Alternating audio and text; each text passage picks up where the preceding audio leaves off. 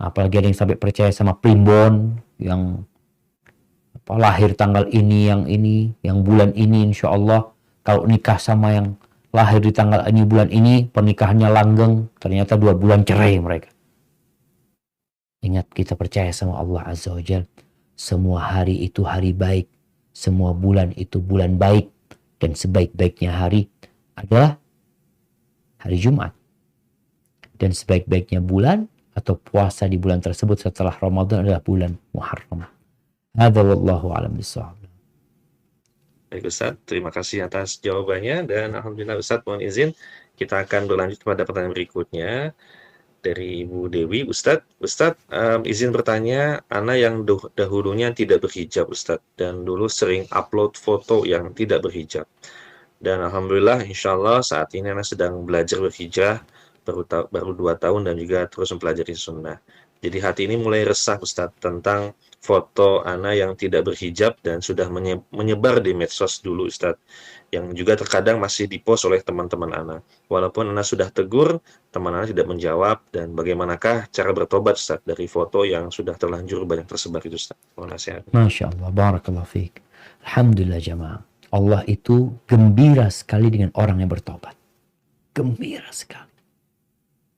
Walaupun orang itu melakukan puluhan dosa, ratusan dosa, ribuan dosa pun, ketika dia kembali kepada Allah Azza wa Jalla, Nabi alaihi salatu wasallam mengatakan, "Lallah asyaddu farhan bitaubati ahadikum." Allah itu benar-benar lebih gembira dengan taubatnya hamba daripada seorang yang kehilangan ontanya. Di padang pasir dia kehilangan ontanya dengan segala perlengkapan yang ada di atasnya, hilang tuh onta. Atau dia sudah duduk di bawah pohon nunggu kematian, ya ontanya datang. Allah lebih gembira daripada orang. Seakan-akan nih hamba yang hilang, kemana nggak kembali kepada Allah, lalu tahu-tahu dia balik kepada Allah, Allah gembira dengan kembalinya hamba yang bertobat kepadanya. Yang kedua, ketahuilah bahwasanya taubat itu menghapuskan yang telah lalu. At-taubatu tajubbu ma qablah. Yang masa lalu udah dihapuskan. Hanya saja syarat tobatnya harus terpenuhi. Meninggalkan, menyesali, bertekad untuk tidak mengulangi. Kalau ada urusan kezaliman dengan manusia, maka kita perlu minta maaf. Kalau urusan uangnya, kita kembalikan kepada dia uangnya. Itu kesempurnaan tobat kita. Lalu apa yang harus dilakukan dengan foto-foto yang tanpa jilbab, yang tentunya foto itu fitnah, menggoda orang. Orang jadi berbuat dosa melihatnya. Bahkan bisa jadi orang melakukan perzinaan gara-gara melihat foto-foto tersebut. Tugas kita harus maksimal menghapuskannya. Kita hapuskan, kita sampaikan kepada kawan-kawan, tapi kita nggak mungkin bisa menghilangkan itu, jejak itu dalam dunia maya. Ya bertakwalah kepada Allah sesuai dengan kemampuan kalian, dan ketika engkau sudah maksimal, engkau minta maaf sama Allah lagi, dan perbanyak amal soleh untuk menghapuskan dosa-dosa. Hadza wallahu a'lam bishawab. Baik Ustadz, terima kasih banyak atas jawabannya Ustadz, dan mohon izin pertanyaan berikutnya Ustadz.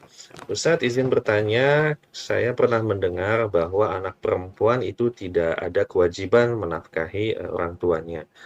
Lalu bagaimana dengan kondisinya jika orang tua sudah sepuh dan juga sudah tidak punya pekerjaan, sedangkan saya seorang perempuan single parents yang juga masih mencari nafkah untuk anak-anaknya Ustadz.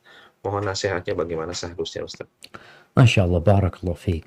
Ya ahibati fillah, memang ada perbedaan antara anak laki-laki dengan wanita. Anak laki-laki ketika dia sudah menikah atau dia belum menikah, dia punya kewajiban full kepada orang tuanya. Anak wanita ketika dia menikah, dia tetap punya kewajiban berbakti sama orang tuanya, namun dengan batasan-batasan. Karena tentunya dia tidak bisa bertindak kecuali dengan izin suaminya. Dia mau bekerja, ya harus izin suaminya. Dia mau pergi ke rumah orang tua, harus izin sama suaminya. Sehingga kebaktian seorang anak wanita kepada orang tuanya terbatas. Kalau tadi dikatakan masalah nafkah, Apakah anak perempuan wajib memberikan nafkah kepada orang tuanya? Kalau dia mampu. Anak perempuan ini mampu dan orang tuanya tidak mampu, maka dia beri nafkah kepada orang tuanya. Walaupun dia anak perempuan. Sekali lagi, kalau dia mampu. Tapi kalau dia sendiri tadi, anak nggak mampu, Ustaz. Ya sudah, berarti kewajiban itu gugur. Namun usahakan ketika engkau punya, tadi dikatakan single parent, dia bekerja sendiri. Semoga dengan engkau berbagi sama orang tuamu, memberikan nafkah kepada orang tuamu, itu menjadi salah satu pembuka pintu rezeki. Maka jangan pernah berpikir dengan kita berbagi sama orang tua, berkurang uang kita. Allahu Akbar. Nabi SAW bersumpah, mana qasat sadaqatun min mal. Sedekah itu tidak mengurangi harta. Enggak sama sekali. Maka berikan kepada orang tuamu, berbagi dengan orang tuamu walaupun sedikit-sedikit. Tatkala itu engkau harus yakin Allah akan memberikan ganti dan melipat gandakan apa yang telah engkau keluarkan. Hadza wallahu a'lam bissawab. Bukan Ustaz. Dan selanjutnya Ustaz ada pertanyaan dari Ibu Aiza, Ustaz, yang sangat menarik. Assalamualaikum Ustaz, izin ingin bertanya Ustaz.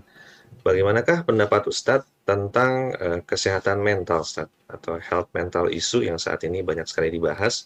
Apakah kesehatan mental itu ada dalam Islam, atau apakah memang kesehatan mental seperti depresi atau penyakit mental ya seperti depresi, kecemasan, skizofrenia, tidak bisa tidur dan sebagainya, yaitu memang disebabkan oleh kurangnya ibadah? Dan lalu apakah salah Ustadz jikalau mencari bantuan ke profesional seperti psikolog atau psikiater? Mohon nasihatnya Ustadz terkait hal ini. Barakallahu fikum. Ana kok baru dengar ya, ana lama gak lihat berita. Coba ana lihat apa yang dimaksud dengan kesehatan mental. Mana kesehatan mental? Oh, tanggal 10 Oktober itu Hari Kesehatan Mental Sedunia.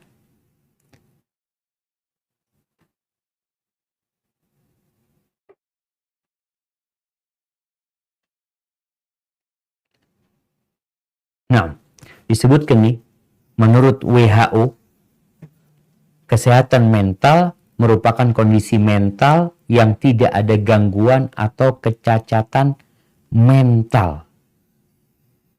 Kesehatan mental mengacu kepada kesejahteraan kognitif, perilaku, dan emosional. Hal ini yang mengatur bagaimana cara orang berpikir, merasakan, berperilaku. Barakallahu fiik. Taib. Di dalam agama kita, penyakit itu memang ada dua. Ada penyakit fisik, ada penyakit mental. Ketika Allah Azza wa Jalla menyebutkan orang-orang munafikin, apa kata Allah? Fi qulubihim marad. Di dalam hati mereka ada penyakit. Fazadahumullahu marad. Maka Allah tambahkan penyakit itu. Jadi penyakit itu seharusnya diobatin. Tapi ada penyakit yang dipelihara. Sehingga bertambah dia. Bicara kesehatan mental di dalam agama kita, tentunya seorang muslim itu meyakini tubuh dia ini tercipta dari tanah, tapi di dalamnya ada ruh yang ditiupkan. Bicara kebahagiaan, ada kebahagiaan fisik. Orang makan, fisiknya bahagia. Tapi orang tersenyum, jiwanya yang bahagia. Ada ruh di dalam diri kita. Maka insya Allah kalau bicara kesehatan mental, kita sebagai muslim perlu menjaga mental kita. Agar kita tidak hasut. Nih, bicara penyakit hati, ada penyakit namanya hasut, iri, dengki. Nggak sehat tuh mental orang itu. Melihat orang lain bahagia, dia sedih. Ini orang yang sakit mentalnya. Seharusnya kita berbahagia dengan kebahagiaan orang lain. Bagaimana cara kita menjaga kesehatan mental kita? Ada banyak cara, dan cara yang pertama adalah beriman kepada Allah Azza wa Jalla. Ketika seorang beriman, maka apapun yang menimpa dia, dia akan selalu dalam kebaikan. Kata Nabi SAW, orang beriman tuh, kalau dapat nikmat bersyukur.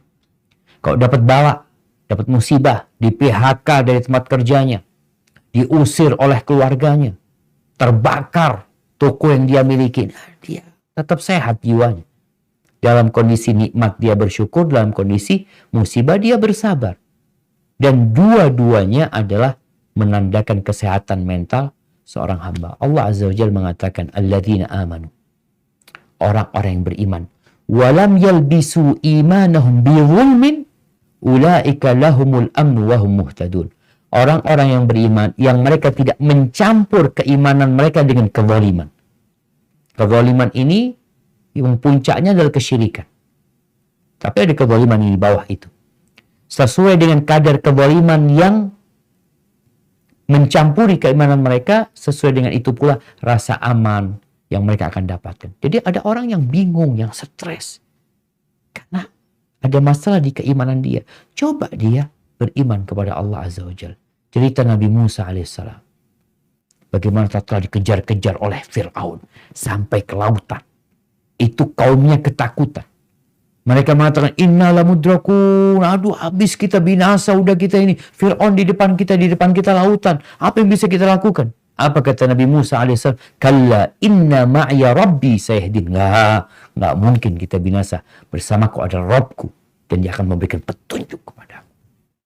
Ada banyak arahan dalam Islam untuk menjaga kesehatan hati kita. Contohnya, diperintahkan untuk melihat kepada yang di bawah kita. Melihat kepada yang di bawah kita, tidak melihat kepada yang di atas kita.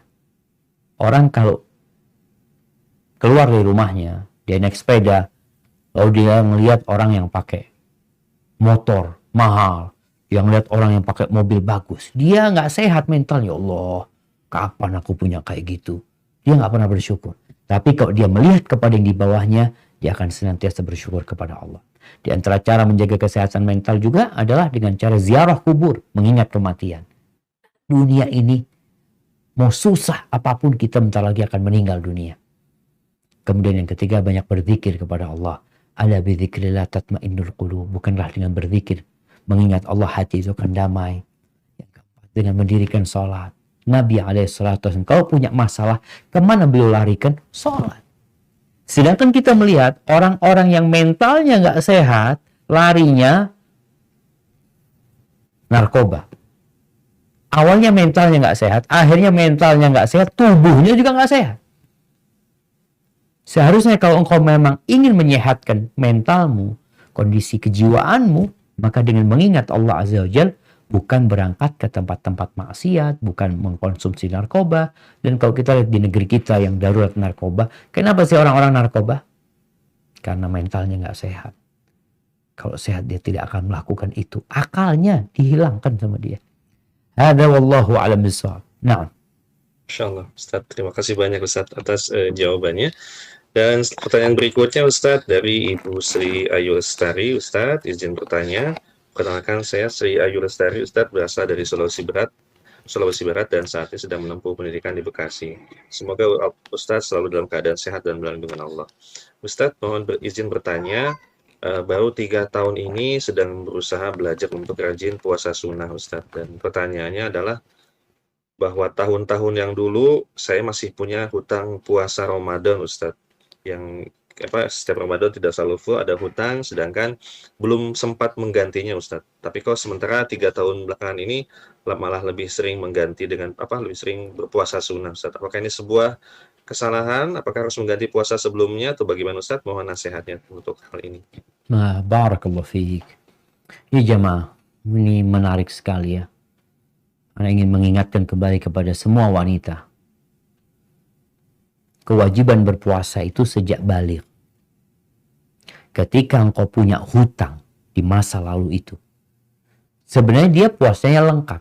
Dia Ramadan full puasa kecuali ketika datang bulan. Setelah itu dia nggak pernah bayar hutang. Ramadan ini nggak bayar, sampai dari umpamanya dia dari umur 15 tahun sampai umurnya 35 tahun. Berarti 20 tahun dia itu nggak mengganti puasanya. Apa yang harus dia lakukan? Ya dia bayar. Bagaimana cara membayarnya? Kalau tadi anti rajin puasa sunnah 3 tahun, karena innamal a'malu binniyat, maka nggak bisa yang 3 tahun itu diniatkan untuk bayar. Maka mulai saat ini engkau niatkan untuk membayar puasa. Dan puasa wajib itu, qadha ini niatnya harus di malam hari. Maka niatkan kau berpuasa Senin Kemis, tapi niatnya untuk membayar utang. Dan engkau tetap mendapatkan fadilah puasa Senin Kemis. Artinya puasanya di hari Senin dan Kemis ketika itu hari diangkatkan amalan. Hanya saja yang perlu ditekankan, engkau punya masalah, yaitu dosa mengakhirkan pembayaran utang. Sehingga selain engkau membayar utang, engkau perlu bertobat kepada Allah Azza wa Jal. Perlu memperbanyak istighfar, memohon ampun kepada Allah. Karena ya menunda-nunda pembayaran utang Ramadan sampai lewat puasa Ramadan, itu dosa. Hada wallahu a'lam bishawab. Insyaallah. Terima kasih atas jawabannya Ustaz, dan gayung bersambut dengan pertanyaan berikutnya dari Ibu Elis Ustaz.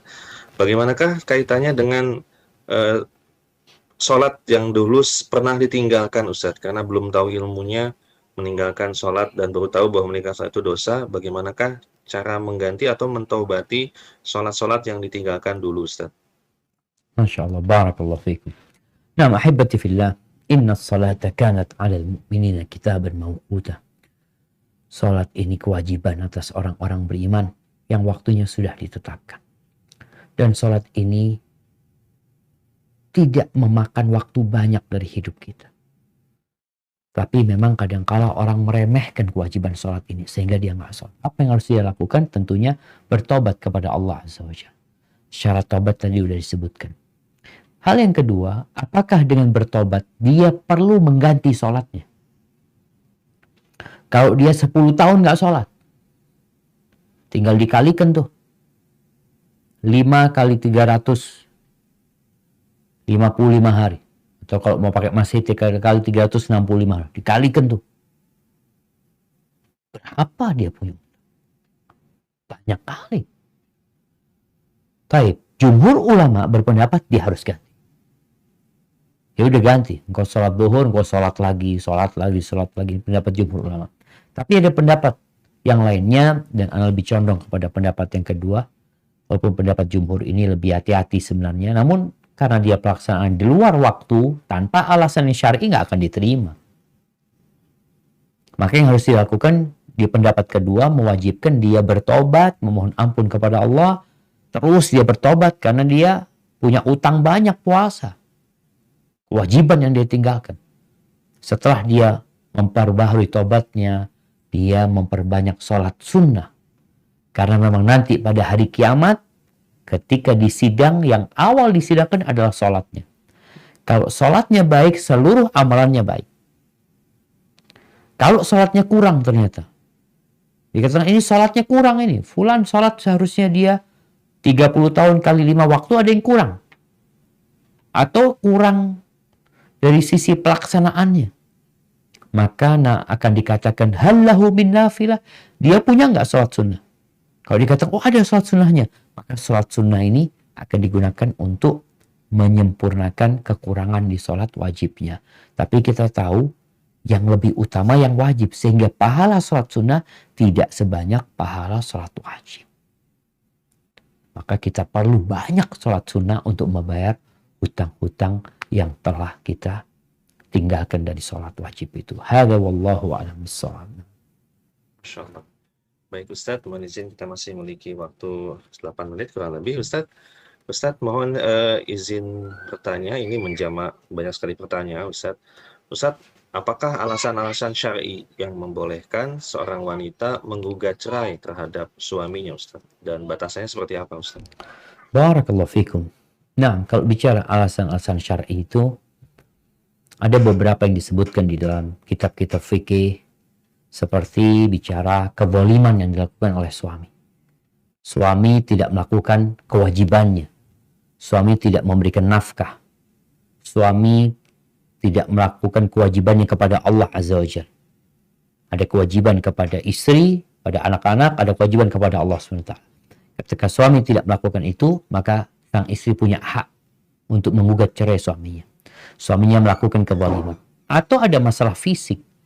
Suaminya tidak memuaskan si istri. Maka punya hak sang istri untuk menggugat cerai. Karena tujuan pernikahan adalah menjaga kehormatan diri. Maka tatkala seorang suami tidak dapat memuaskan istrinya, dia punya hak. Maka ini beberapa alasan yang dapat digunakan oleh seorang istri untuk menggugat suami. Suaminya berzina, na'udzubillah. Suaminya selingkuh, katakan selingkuh ini berzina ya, bukan menikah lagi. Maka itu sebuah alasan yang syar'i yang diperbolehkan seorang wanita untuk menggugat cerai suaminya. Hadza wallahu a'lam bissawab. Baik Ustadz, dan mohon izin pertanyaan berikutnya Ustadz, ini mencoba menggabungkan beberapa pertanyaan. Bagaimanakah sikap seharusnya seorang wanita berdakwah di keluarga Ustadz, baik terhadap pasangan atau suami maupun ke orang tua Ustadz? Bagaimanakah sikap terbaik untuk bisa mendakwahkan keluarga terdekat Ustadz? Masya Allah, barakallahu fiik. Iya, bagi para wanita, dia juga punya kewajiban menyampaikan agama Allah. Balighu anni walau ayat, sampaikan dari aku walaupun satu ayat. Dia juga punya beban kewajiban, tatkala melihat kemungkaran, dia perlu merubahnya, tidak boleh membiarkannya. Tapi apa sikap terbaik seorang wanita? Apabila dia seorang istri dan engkau belajar agama, engkau ngaji, maka yang pertama, apa yang kau pelajari, terapkan dalam kehidupan. Khususnya yang berkaitan dengan penghargaan kepada suami. Penghormatan buat suami. Tunjukkan bahwa ketika engkau belajar agama, engkau semakin baik. Engkau semakin soleha. Engkau seperti yang Nabi sabdakan alaihi salatu wassalam. Yang kalau disakiti sama suaminya, kalau suaminya marah, atau dia yang marah, dia datang kepada suami. Bukan malah kabur dari suaminya. Bukan malah mencela suaminya. Bagaimana dia memaksimalkan pelayanan kepada suami dari sisi penampilan. Nabi SAW ketika ditanya tentang wanita yang terindah, beliau mengatakan yang kau dipandang menyenangkan hati. Engkau jaga tubuhmu. Engkau bersolek untuk suamimu. Tunjukkan hal itu. Biar suami tahu bahwa istrinya sejak belajar agama semakin melayani. Semakin menghormati. Semakin beretika. Semakin beradab. Setelah itu, engkau bisa masuk ke hati suami. Dengan cara umpamanya ngajak suami untuk baca ya Al-Quran, baca juz amma, suami yang baca, engkau yang baca terjemahannya, dengan mengajak suami ikut kajian umpamanya. Kadang-kadang kan suami kalau dikasih tahu istri mengatakan, kok siapa, kok bukan ustazah gitu. Dia malas kasih tahu sama istrinya, maka engkau ajak, engkau datang ke kajian. Jangan sering-sering. Paling enggak ngatakan suami, loh bang, sebulan sekali. Kita perlu, jiwa kita ini perlu gizi. Sebagaimana tubuh kita perlu. Kalau memang perlu dia menyampaikan secara langsung, dia sampaikan, bang.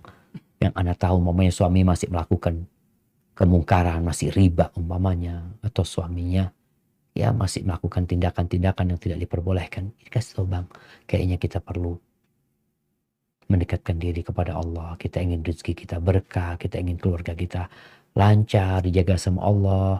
Kalau nggak jaga Allah, Allah nggak akan jagain kita. Nah, kalau seorang anak juga seperti itu, anak perempuan, tunjukkan kepada orang tua. Jangan cuma penampilannya yang berubah. Kadang-kadang orang tua ngelihat anaknya ini, loh anakku kok mulai kayak gini, jilbabnya panjang, jangan-jangan teroris nih anaknya. Jangan belajar sama ustadz. Maka untuk menghindarkan hal itu, engkau harus buktikan. Engkau semakin baik. Dan perubahan yang ada pada dirimu dirasakan oleh orang tua, dirasakan oleh tetangga, atau dirasakan oleh kakak adikmu. Engkau suka membantu mereka, menyayangi yang kecil, menghormati yang tua. Sehingga tatkala menyampaikan sesuatu, paling tidak orang tua dapat mendengarkannya. Karena dilihat anakku ini anak yang paling baik ini di antara semuanya.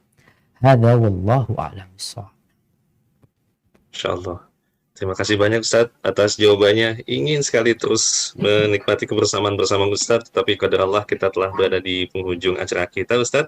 Kami persilakan Ustadz, barangkali ada ikhtitam atau penutup terkait bahasan kita pada siang ini. Silakan Ustadz. Masya Allah, barakallahu fiik. Naam ahibati fillah. Ad-dunya sijnul mu'min. Dunia ini penjara buat orang yang beriman. Ada banyak aturan-aturan. Ada banyak keinginan-keinginan yang tidak bisa kita lampiaskan. Kita tidak bisa memenuhinya. Karena kita sedang di penjara. Ada aturan yang Allah sudah turunkan. Bagi setiap wanita yang ingin masuk surga Allah Azza wa Jalla. Alhamdulillah, bersamamu ada kitabullah. Nasihat ana, jangan tinggalkan Al-Quran Karim. Tiap hari engkau baca. Kalau bisa, engkau one day one juz. Baca bersama huruf-hurufnya, artinya. Agar engkau semakin dekat sama Allah Azza wa Jalla. Kemudian yang kedua, lihatlah kepada kelebihan suamimu. Jangan melihat kepada kekurangannya. Dia punya banyak kekurangan sebagaimana engkau juga memiliki banyak kekurangan. Tapi lihat kepada kelebihannya. Lihat kepada pengorbanan dia. Dia hidup bersamamu, dia meninggalkan keluarganya. Dia bekerja untuk menyenangkanmu dan anak-anakmu. Yang ketiga, kalau dia melakukan kesalahan kepadamu, kau ingat dengan hadis yang kita baca tadi. Jangan menjadi perempuan yang melupakan semua kebaikan suami. Dan yang terakhir, berdoa mohon sama Allah Azza wa Jalla. Ada satu doa yang Nabi membacanya ketika sholat malam alaihi salatu wassalam. Beliau berkata, Allahumma hdini li ahsanil akhlaq. La yahdi li ahsaniha illa anta. Wasrif anni sayyi'aha. La yasrifu anni sayyi'aha illa anta. Ya Allah, tunjukin aku kepada akhlak yang paling mulia, yang paling baik. Tidak ada yang dapat menunjuki ke sana kecuali engkau. Dan jauhkan aku dari akhlak yang buruk. Dan tidak ada yang dapat menjauhkan kecuali engkau. Kemudian doa, Allahumma hassanta khalqi fahassin khuluqi. Ya Allah, engkau indahkan rupaku, tubuhku, penciptaanku. Maka indahkan pula akhlak dan perilakuku. Itu yang dapat Anda sampaikan. Kurang lebihnya mohon maaf. Anda kembalikan ke moderator. Jazakumullahu khairan. Buat Bang Alvin. Masya Allah, syukran Ustaz. Masya Allah, wa jazakallah khair. Ustaz, terima kasih banyak. Semoga Allah membalas kebaikan Ustaz dengan kebaikan yang banyak. Semoga Allah menjaga Ustaz, keluarga, seluruh tim SRB, dan seluruh umat Islam. Dan semoga Allah memudahkan kita untuk bisa kembali berjumpa di pertemuan yang akan datang. Dan juga semoga bisa kembali berjumpa offline. Allah mudahkan insya Allah ta'ala. Terima kasih banyak kepada Al-Ustaz, kemudian tim SRB Official, kemudian juga teman-teman dari Lorong Paradisa, dan juga seluruh panitia. Demikian para jamaah sekalian, kajian kita pada siang kali ini. Masya Allah, kami kembali mengucapkan terima kasih banyak atas kehadirannya. Semoga Allah berikan pada kita hidayah dan taufik untuk terus semangat menuntut ilmu. Masya Allah. Dan kita jangan lupa, kita akan kembali berjumpa di pertemuan rutin MT Sahabiat setiap Senin pekan kedua bersama guru kita Al-Ustaz Subhanu Wazir, dan juga Senin pekan keempat bersama guru kita Al-Ustaz Imam Syuhada Hafidhullahu Ta'ala. Dan juga silakan terbuka kesempatan besar untuk bisa mensupport kegiatan operasional dakwah MT Sahabiat. Bisa disalurkan di nomor rekening Bank Syariah Indonesia atau XBSM di nomor rekening 7104922 947. Nomor rekening XBSM BSI di nomor 7104922 947 atas nama Anu Wahyuni. Hatur nuhun Kang Imron dan juga seluruh panitia MT Sahabiat kepada Yayasan Hamimah, kemudian Ukuwah 5, kemudian Nailah Kitchen, Frit, kemudian B dan Lafi dan Rehuma. Jazakumullahu khairan. Dan kita akan akhiri majlis kita dengan membaca doa penutup majlis. Subhanakallahumma wa bihamdika asyhadu an la ilaha illa anta astaghfiruka wa atubu ilaik. Wassallallahu ala nabiyyina Muhammadin wa ala alihi washabihi wasallam. Wassalamualaikum warahmatullahi wabarakatuh.